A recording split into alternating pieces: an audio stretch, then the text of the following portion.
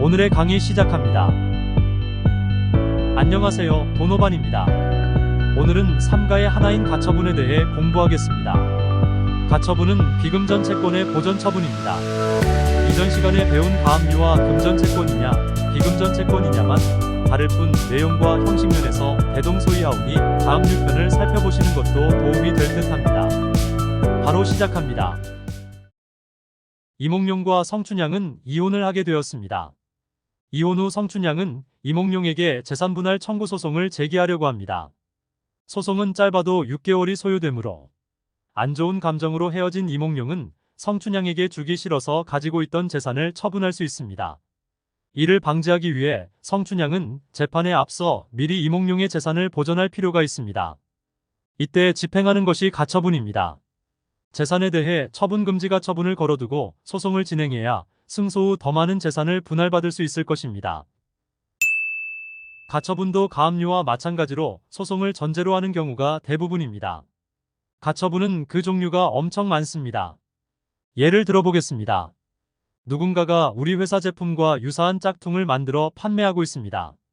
이에 상표권 침해 소송을 제기하여 상품을 못 팔게 하려고 하는데 소송이 끝날 때까지 시간이 걸리므로 그동안 짝퉁이 더 많이 팔려 우리 회사 제품 판매에 악영향을 계속 미칠 수 있습니다. 이를 막기 위해 판매금지 가처분을 신청합니다. 회사의 대표가 배임과 횡령 등의 부정을 저질러서 그를 해임하려 하는데 주주총회까지 시간이 소요될 경우 업무정지 가처분을 신청합니다.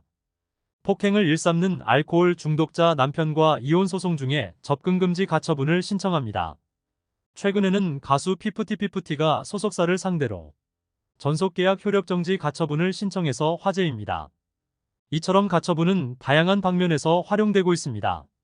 경매와 관련된 대표적인 가처분으로는 처분금지 가처분, 점유이전 금지 가처분이며 특히 경매에서 문제가 되는 가처분은 소유권과 관련된 가처분입니다. 가처분의 권리 분석은 매우 복잡하고 어렵습니다. 가처분은 비금전 채권에 관한 권리이므로 배당과 무관하여 경매로는 채권을 만족시킬 수 없습니다. 문제는 경매로 소멸되느냐 인수되느냐입니다. 말소기준권리 공식에 의하면 선순위 가처분은 인수되고 후순위 가처분은 말소되는 것입니다. 이대로 마무리되면 권리 분석은 쉽겠죠. 그러나 그렇지 않습니다. 인수되어도 문제가 되지 않는 선순위 가처분이 있는가 하면 말소되어도 문제가 되는 후순위 가처분이 있습니다. 이래서 경매에 묘미가 있다고 하지 않을까요? 가처분은 소송을 전제로 한다고 했습니다. 다시 말해 이러이러한 소송을 진행할 테니 주의하세요라는 의미입니다.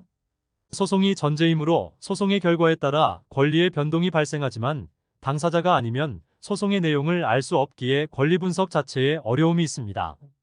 다만 등기부에 가처분이 기입되면 소송의 목적이 되는 권리가 함께 표기됩니다. 여기에 주목해야 합니다.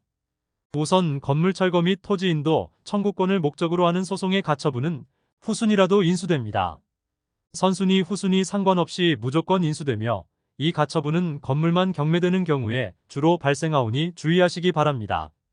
또한 소유권과 관련된 가처분이라면 후순위라도 꼼꼼히 따져봐야 합니다.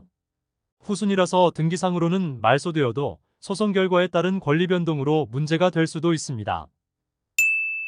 가처분은 개조심에 비유합니다.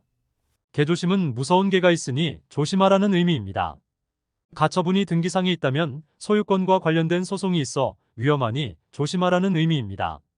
개조심이라면 진짜 무서운 개가 있는 경우가 대부분이지만 그 맹견이 없어졌지만 개조심 표지판은 그대로 있는 경우도 있을 수 있습니다.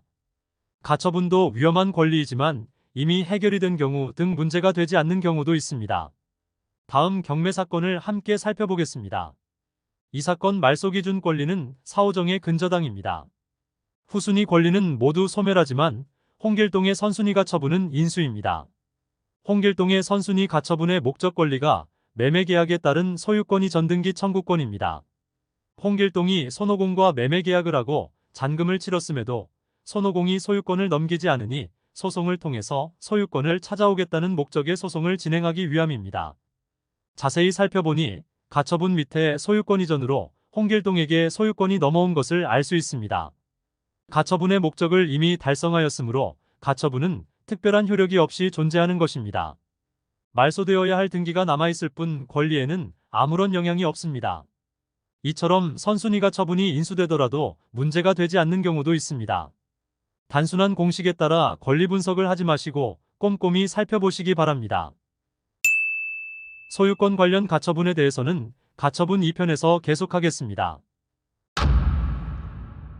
기초가 부실한 고수는 없습니다.